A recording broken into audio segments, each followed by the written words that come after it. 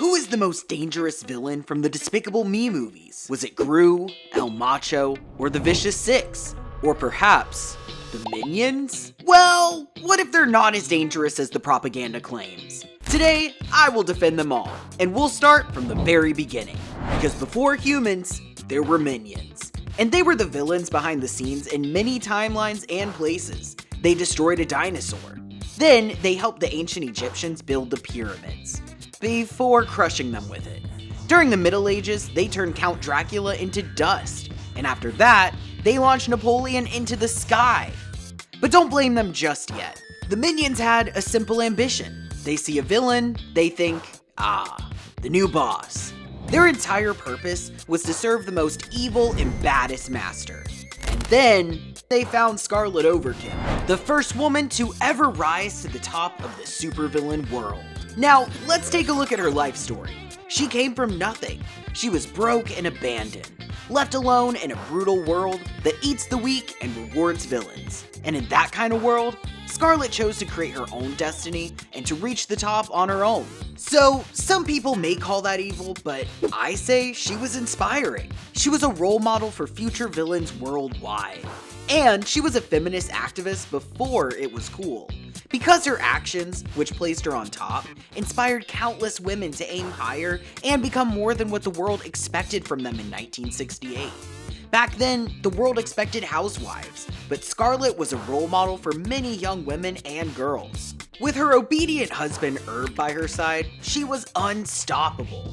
As her partner in crime, he was a genius inventor with the right ideas and the means to create gadgets that are always useful. Things like Hypno Hat, a helmet that hypnotizes targets, lava lamp gun that shoots actual lava, or laser enlarger which Kevin accidentally used to become a giant. These gadgets come in handy, especially when you plan to do something extraordinary.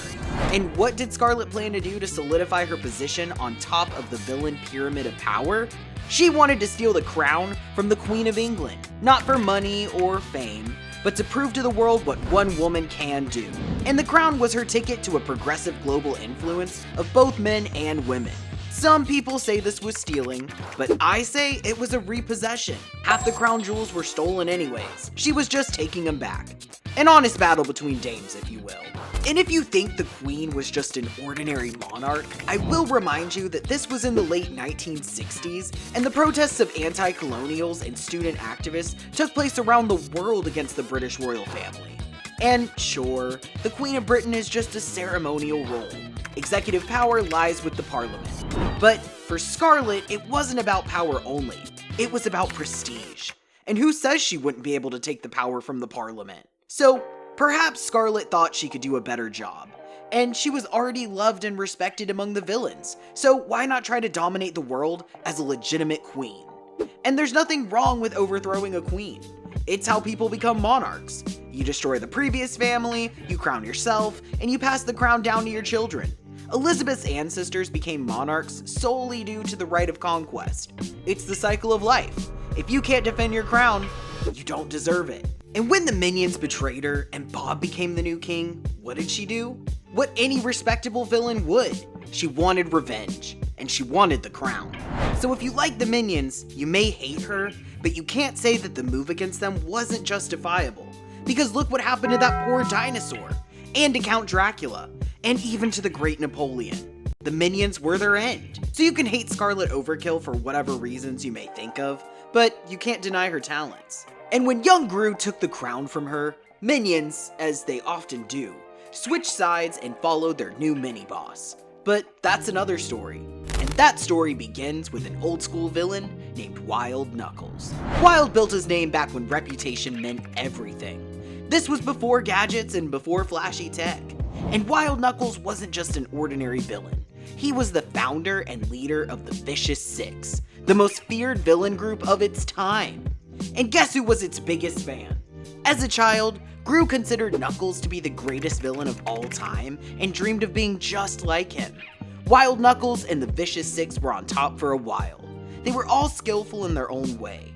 Martial arts masters, bikers, levitation masters, you name it. So you can say they were evil and sinful villains, but I say they were professionals who had the right ambitions. When Wild Knuckles stole the Zodiac Stone to use its power and destroy the Anti-Villain League, his team was there, acting as his getaway drivers. And if you think destroying the Anti-Villain League is a bad thing, I say you've been brainwashed. This so-called anti-crime organization spends millions or even billions to fight crime.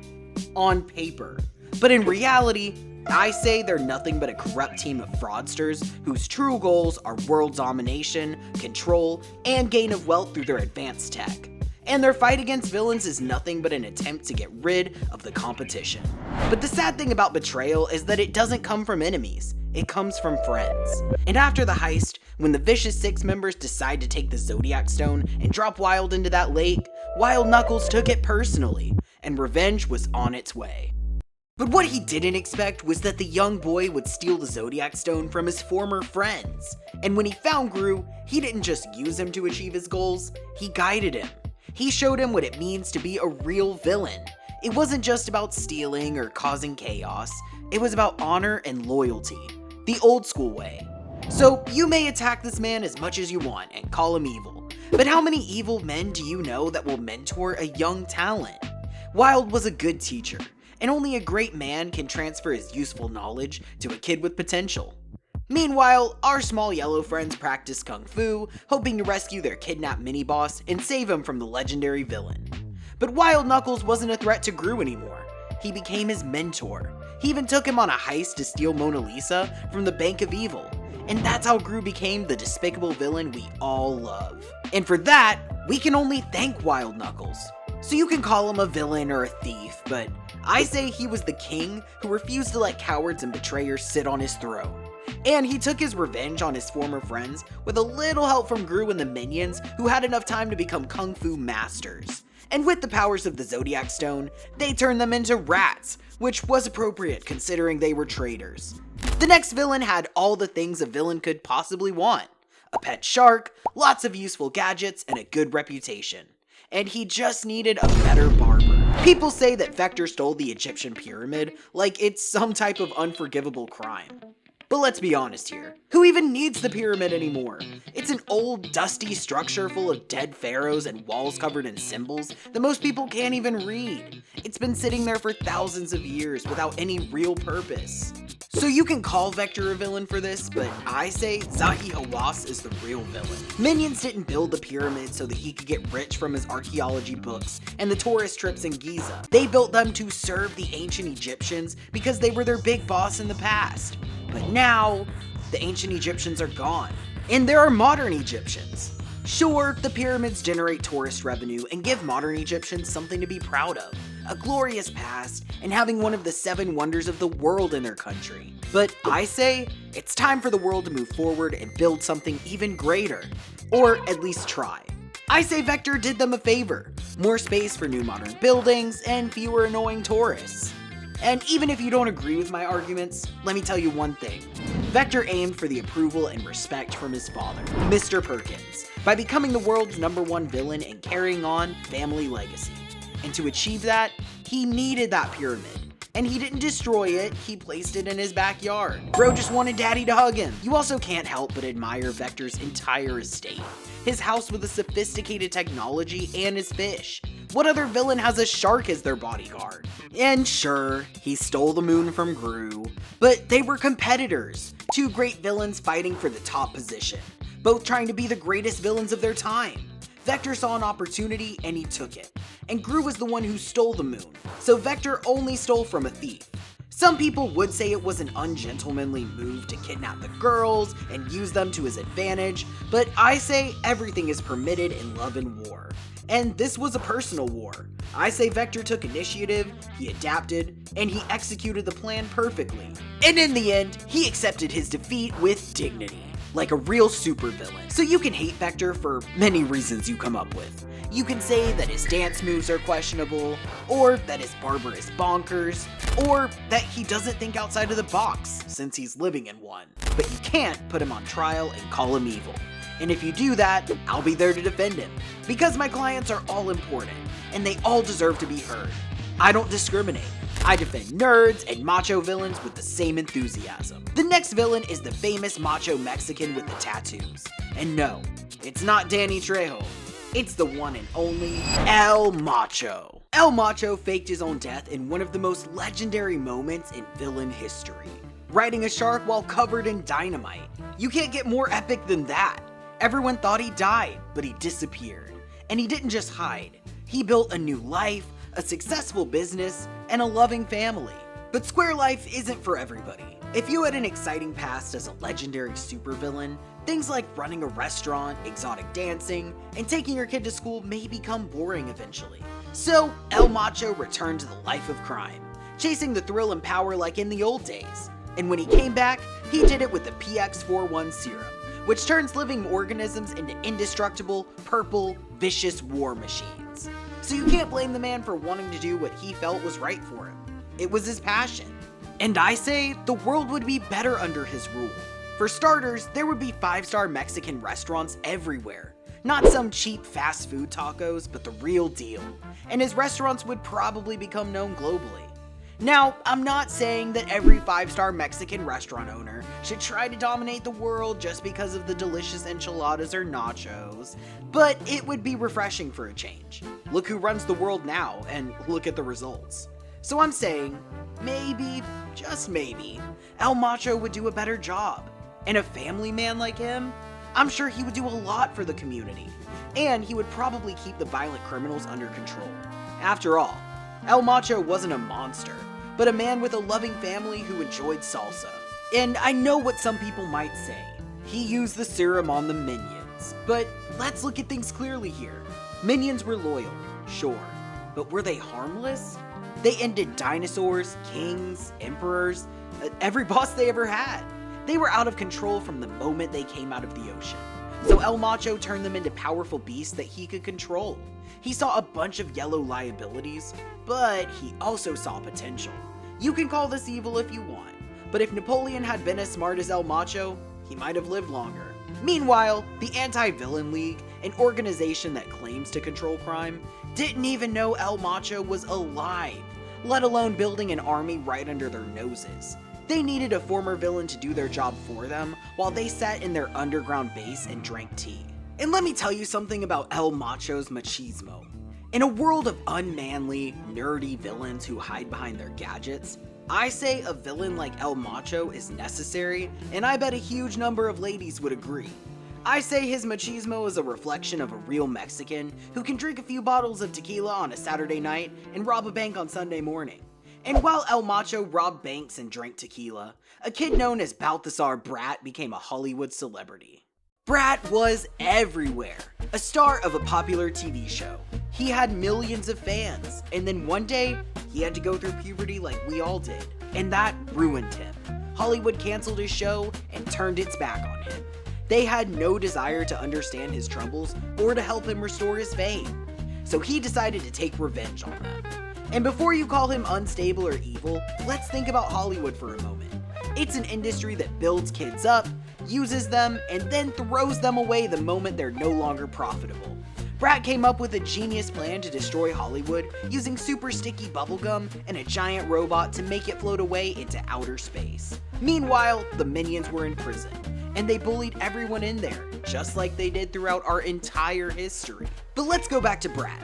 People say he was obsessed with the 80s. Nevertheless, everything he did had style. His clothes, his gum, his powerful sonic guitar, his choreography. And sure, you could say that he looked like an 80s adult movie actor, or that his actions were destructive. But I say he saved God knows how many kids and young stars whose lives would be ruined once Hollywood is done with them. And while he was doing us all the favor, Gru became the pawn of the Anti-Villain League, doing their dirty work for them. And when he stopped Brat, the League gave him another task: to take care of his former classmate. All Maxime Lamal wanted was to be a giant cockroach, and Gru just had to interfere and save the world. But Maxime was a visionary. Insects survive and adapt. Cockroaches can survive a nuclear blast, and they outnumber everything.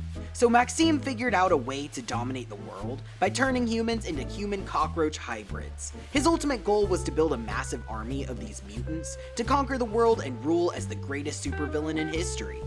And Gru, The great big villain who stole the moon and planned global domination had to be the one to stop him. Maxime deserved better than that. Even the minions were appalled by this. Maxime didn't deserve to be thrown in prison like some petty thief. He did everything right. He wanted his insect army. There are trillions of insects, and they're everywhere.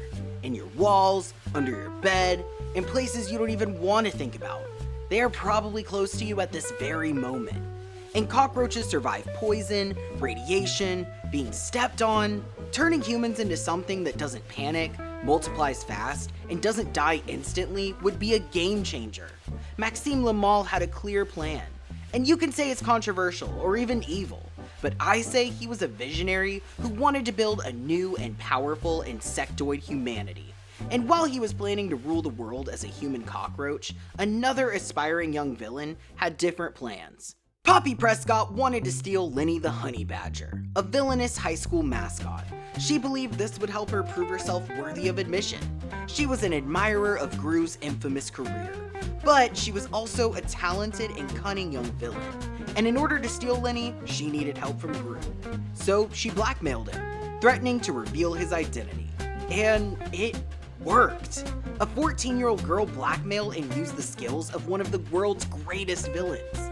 You can say this young girl didn't respect her elders, or that she didn't play fair, but I see a future villain with great potential. She was smart enough to see opportunities, exploit weaknesses, and create leverage. Give her a few years, and Gru just might get a new worthy opponent. And finally, let's defend Gru himself, Mr. Despicable. Gru had nothing but ambition from an early age, but despite everything, he did one thing no villain in history ever did. And no, I'm not talking about the moon heist. What did Gru really want? To become the greatest villain of all time. And we were all supportive of him, right? He deserved it. And minions deserved it. Their path wasn't easy. From the dinosaurs to Napoleon and to their isolated ice cave. It was a long search for the big boss. And then they finally found one. And he had the perfect plan. To steal the moon. And then the world would have to bow down to him. So you can call that evil, but I say it was a brilliant idea. And who actually needs the moon? Think about it. Without the moon, no more werewolves, no more tides messing with your beach plans, no more full moon to ruin your sleep. Nights would be perfectly dark, and most importantly, the giant rock floating above our head for no reason would finally be gone. So maybe Gru had this evil agenda in mind, but it was actually helpful. And even the astronauts would be happy without the moon, because they would get the chance to go somewhere else for a change. Despite what anyone may think, Gru's path was the path of the honorable, intelligent, and cunning villain. He stole the Queen's crown and the Mona Lisa, and as a young boy, he humiliated the team of the greatest supervillains of all time. And he earned Wild Knuckles' respect. But most importantly, Gru did one thing no villain before him could do. He survived with the minions. And he didn't just survive, he also made them his family, and he used their talents in a far better way than anyone else before him. And I can't help but notice that he went from a despicable villain to a cooperative agent of the Anti-Villain League. But before you judge him for his crime against villainy, take into consideration that a family changes even the most vicious people. It changed El Macho, but not for long. So don't expect Gru to be with the anti-villain for too long either. And who knows? Maybe in the years to come, he just might steal the sun! And in the meantime, the minions could find another boss. It would probably end badly. But the fact is, minions will stay on this planet and will serve the future villains even after Gru is gone. Think about that. And if you liked this video, check out this one where I defended all Pixar villains.